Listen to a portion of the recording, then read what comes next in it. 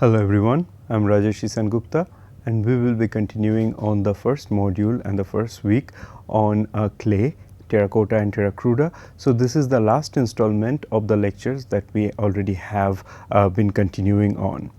So, today we will start our discussion on some of the metal objects as opposed to the clay and terracotta ones, but I mean as we have already discussed this fantastic bronze casted image, that is this dancing woman or a girl, and that one that had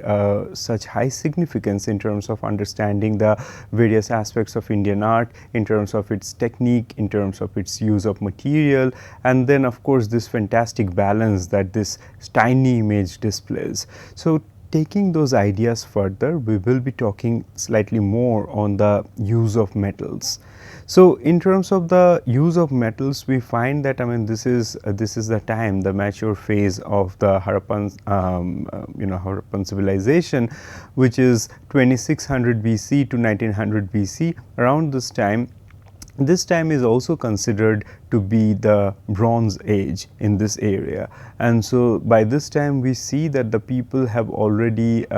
learned the ways in which to make this highly specialized alloy, that is bronze, which is made from copper, tin, and in some cases there are other materials which are also involved in it. So, the proportion of them and how to make them for the desired the desired consistency as well as the quality of the material, all those things have been learned by these people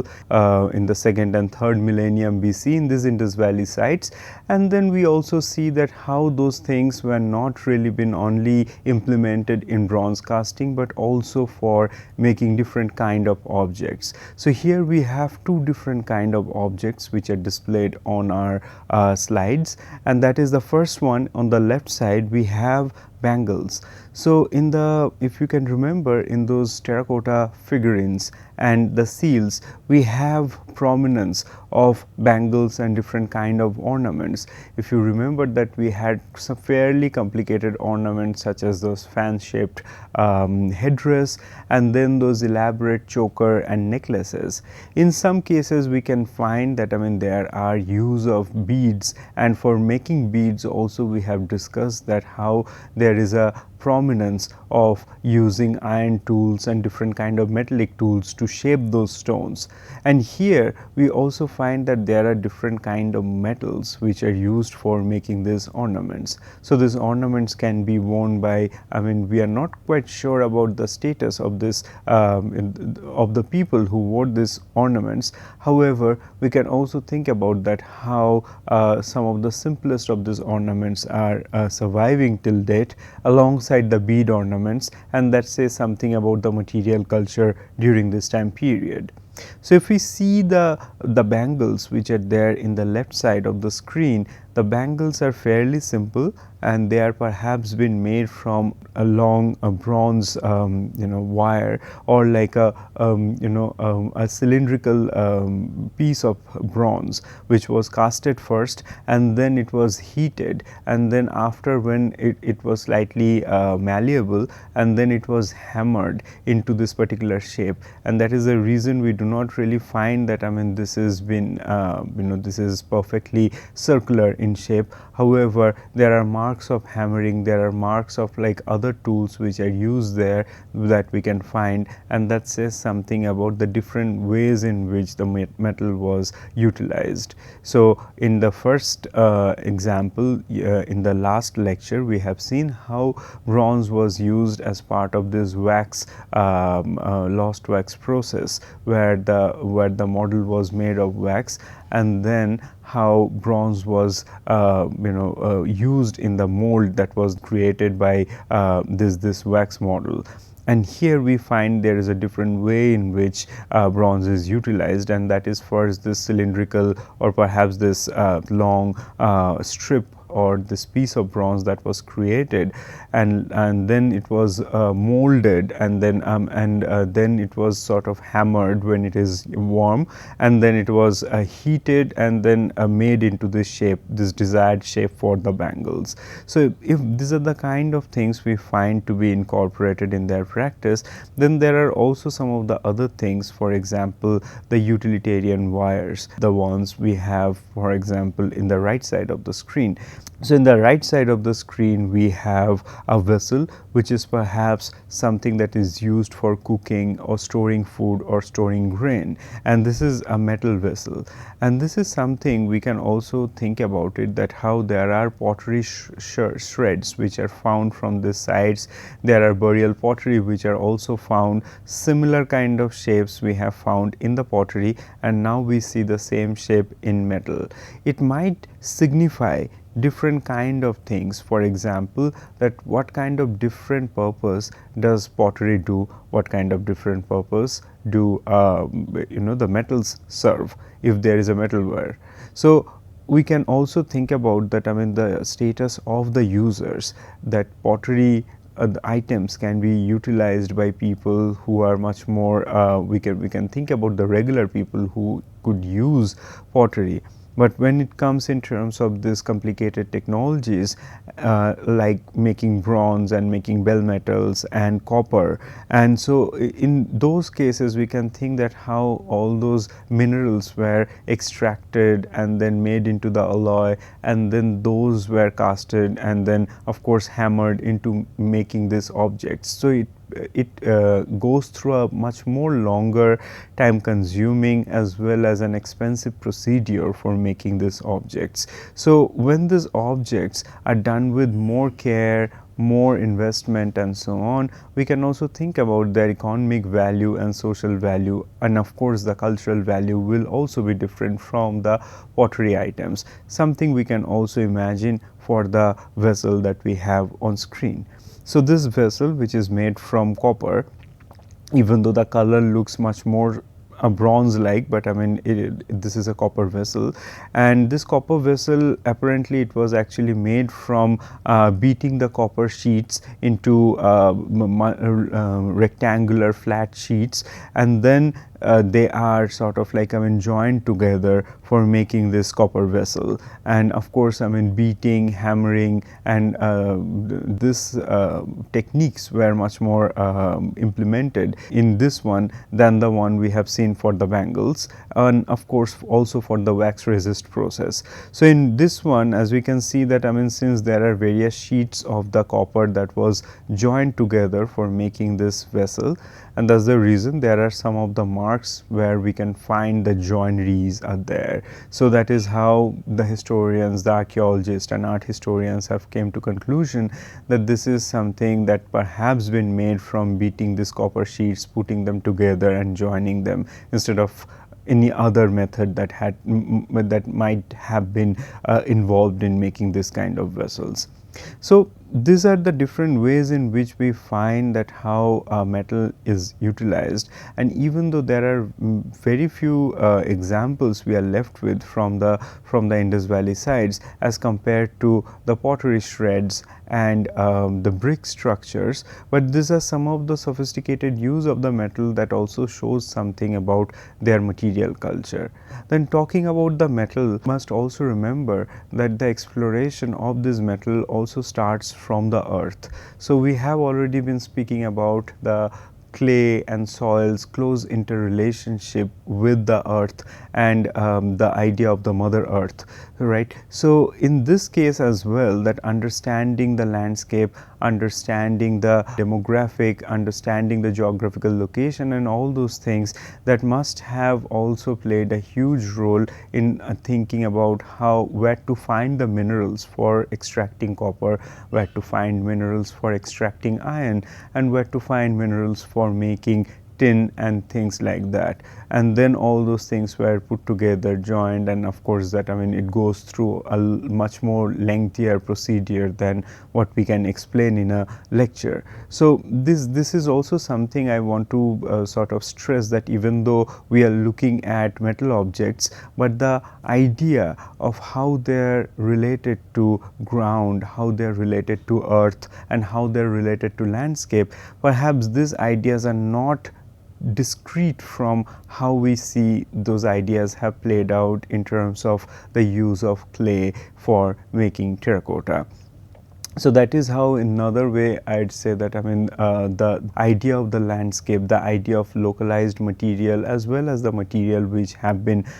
brought there from other regions. So those things have always played a very important role, whether those are terracotta, whether those are bronze, or any different kind of metals, and so on. From there, I'd like to draw our attention to some of the interrelationship between these objects and their long-term influence on the material culture and belief system in the Indian subcontinent. So we have already spoken about how there are those figurines, the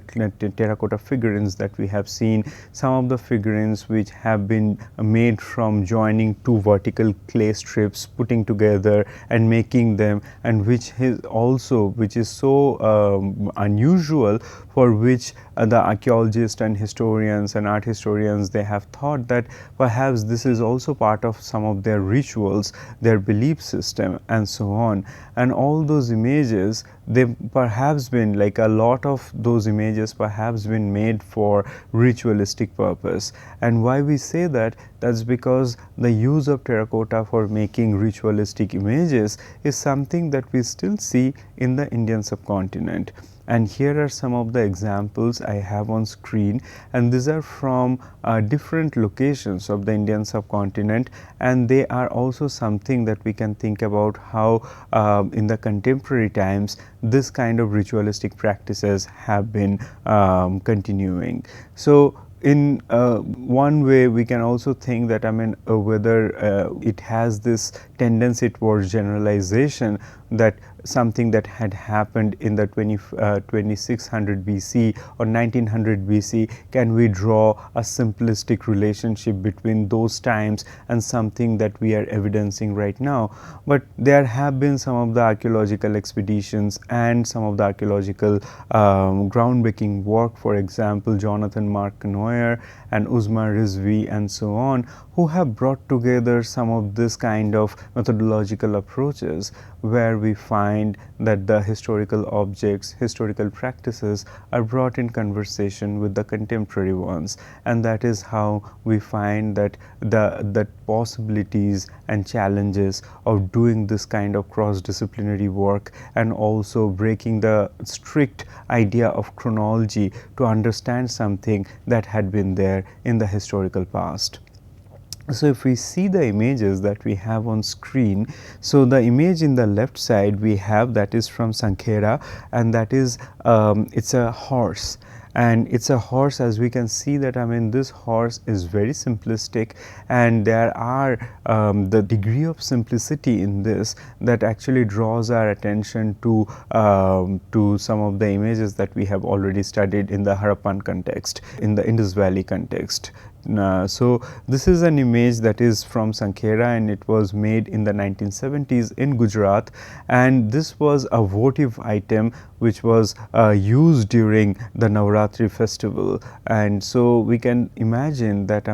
this such kind of ritualistic use of these images that we have seen in the earlier times, in the 3rd and 2nd millennium BC, is something that is still relevant for the Indian population and the Indian societies. So this is another way in which we can imagine that some of the practices, for example, in terms of the Harappan civilization or the Indus Valley civilization, if we think that how those the belief systems, we cannot really pin them down to a particular religion. Now if we see them being part of more in the mainstream Hindu belief, as well as in the tribal belief and in the Islamic belief and so on, we can imagine that how some of those belief systems which were existing there in the 2nd and 3rd millennium BC, they have made their influence on the people in this Indian subcontinent across religious backgrounds. So that is something for us to think about, the larger implication of the Harappan material culture. So coming back to this horse, that what we see here, the body of the horse that is actually perhaps been made from this cylindrical drinking cup. So the drinking cup is something that we can find to be this hollowed this pottery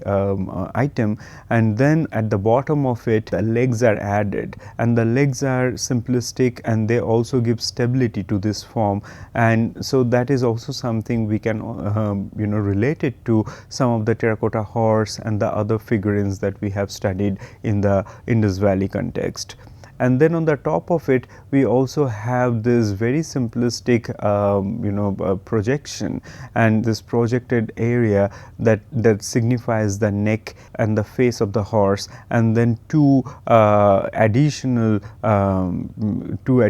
ears are joined to this section. And this additive process, that's something that we have studied in the Harappan, in the Indus Valley context. We can still find their resonance in making this kind of votive items as well as many other terracotta items in the in the Indian subcontinent. And then there are very simple marks which are created on this horse. For example, very simple these horizontal marks for creating the eyes and the mouth, and then just a hole for signifying the nostril. So these are some of those the visual characteristic features, and of course the characteristics of this horse that we find here, they can also relate us they can also relate this kind of practices to something that had happened in the 3rd and 2nd millennium BC. Now from there, we can imagine that how Gujarat's geographical location is something that is very significant, and because some of the Indus Valley sites that we have looked at, and of course we have not gone in detail about them, but some of the Indus Valley sites, the important sites, for example Dholavira and Lothal, they are situated in the present day state of Gujarat. And so the kind of this practices of making these votive items in terracotta that we see in this state today, it should not come as a surprise that similar kind of practices had been existing in this region for centuries and for millennia perhaps. So if this is one of the instances, we find that how these practices have progressed further. And then the other example comes from the southern state of Tamil Nadu. In Tamil Nadu, we have these gigantic INR horses which are made in the eastern part of Tamil Nadu, close to the Coromandel coast. And then what we find there are those gigantic horses which are much more sophisticated in their making as well as their ornamentation, and then they are also given to this village god and during this one annual festival. So this gigantic horses are dedicated to this village god for the well-being of the people in this region, and something that we can find its resonance with how we have seen that the small terracotta figurines and so on, those were used in different parts of the Indian subcontinent, as well as their history rooted in the Indus Valley sites. So for the INR horses, what we find that in terms of the making of this terracotta horses, that the horses are actually made from different the horses are not really made as in a simplistic way as we find the horse from Sankera or from the ones that we have studied from the Harappan context. And here the horse making is much more complicated in terms of that, I mean, how the body parts are made separately, they are then fired and then perhaps they are joined. In some cases we can also find that, I mean, they were made separately as parts and then they are joined and put in the kiln. So these are the ways in which we find that how those horses are made in a much more sophisticated way. But some of the other characteristic features, for example, the additive process in terms of adding all the details in these horses, for example, the hair, the ears, the eyes, and of course the other ornamentation that we find in the body of the horses, they are all done in this same additive process that we find in the Indus Valley sites, that how this additional ornaments and everything, those are pasted on the top of this figures for for embellishment, for giving this for giving much more this individualistic touches to them, for us to recognize them as horse and not as elephant or not as rhinoceros. So those kind of tendencies we find to be present on different degrees in the various votive items made of terracotta across the Indian subcontinent. So talking about these votive items and then the other uses of clay, we have not been addressing this one aspect of the clay sculptures and the clay images, and that is the terracruda. And terracruda is something that is made from unbaked clay, and we have already discussed in the first lecture the dangers of having terracruda images, and that is because since these are not baked, they are not durable, they are much more malleable than the terracotta images. And that is the reason what happens is that the images which are made from terracruda or unbaked clay, they can be dismantled very easily, they can erode very easily. So those are the kind of things that also affects the ritualistic use of these images. So the historians and the archaeologists have found the some of the fragments and the use of mud in the walls and some of the fragmentary images made from mud or from unbaked clay from the Indus Valley sites, which made them believe that there were some other rituals which were associated with making unbaked clay items. And some of the rituals that we still see in the Indian subcontinent, and not necessarily all Hindu rituals, there we find that the use of unbaked clay is also something very significant. And we have here on screen two contemporary images, and one is from the state of West Bengal, from the mangrove region of Sundarbans. And here what we find in the image in the left is that there are two deities who are represented, that is Bon Bibi and Shah Jangoli, and these two deities are actually revered by the fishermen and the other forest dwellers in the mangrove region of the southern West Bengal. And here both Muslims and Hindus, they worship these deities. So the making of this idol, what we find that the idols are made from unbaked clay, because baking the clay and with this particular kind of rituals, that does not really have this idea of life, because for making these images, first bamboo structures are made. On the top of that there are rice husk or rice hay that is used for supporting the bamboo structure, and on the top of that layers of clay is added for making these images. And this particular way of making the images, that follows also a kind of lifespan of the human beings. The way we have our bone structures, on the top of that we have muscles and other veins and things like that, and then on the top of that we have our skin. So this is a similar kind of process we find that is followed for making this unbaked clay structures. And the reason for making them unbaked, because the body is malleable, that our bodies are not really going to exist if we put ourselves into the high temperature or like a fire or a kiln. So that is a similar kind of treatment that is given to this unbaked clay images, that the clay images are considered to be living images, and that is the reason they are not really put inside a kiln. So they are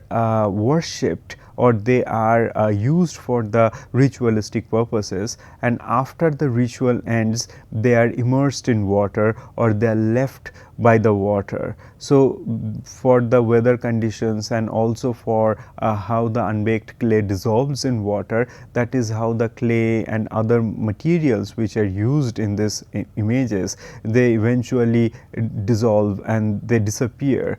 leaving only the structure of the images, the bamboo structure and the hay structure. So this is also a symbolism that is very much important we can think about in terms of understanding life, that how life is also like that, that there is this cyclical process in which something starts, it continues, it transforms, and after a point it also disappears, and then the new life starts. So this idea of recycle, it is something, and this rebirth, the cycle of birth and rebirth, these are some of the ideas that we find to be associated with the use of unbaked clay. And when we map this kind of observations and experiences onto something that we have studied in the Indus Valley context, we can think that how life, death and all these ideas might have also played out an important role for them to make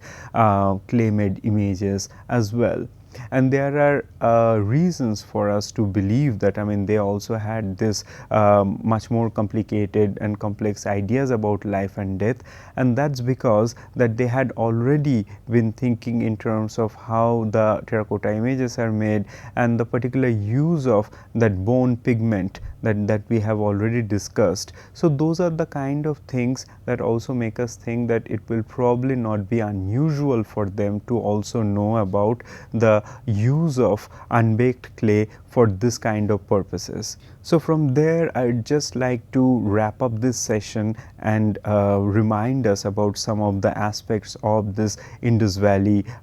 civilization. So we have looked into a number of objects and number of sites. For example, we have in the further left side of the screen the city, the ruins of the city and this stupa like structure, which we have discussed that it is perhaps a site of any kind of demonstration or public assembly and so on. We have also looked into some of those structures like the public bath, and then the remains of the well, remains of furnace and things like that, that tell us about this highly sophisticated and complicated the cities which have developed across this Indus Valley. And then that also tells us about this very highly sophisticated drainage system, the roads, and then like the protection of the cities, irrigation, which will be used for agriculture and so on. And then we also have some of the other things, for example, the ritualistic images, and I think we have spoken a lot about the ritualistic images, so I won't be repeating that, but that also relates us to some of the other things, for example, the seals, which are very much part of the trade systems and the trade networks, which was integral to the development and prosperity of this Indus Valley sites. And here we have a seal where there are those three animal heads related to this one body, where we have discussed that this kind of features in these animals is something that we will also find in the later times in Indian art, how two bodies are connected to one head, or like one body is connected to three heads, and this ingenious technique of representing the animal bodies and so on. And from there we have also looked into some of the other use of clay and where the bronze casting is concerned, because how we have looked into the lost wax process in which the wax models were made, and then those were made into the molds of mud, and then the mud was fired so that the terracotta molds were made, onto which the bronze was casted, and images like this dancing woman and so on were created. So these are different ways in which we can find how this the material clay was utilized, and not only just for making different kind of objects, but how those were also very much part of their belief system, their livelihood, as well as their the trade networks and culture in general. Thank you.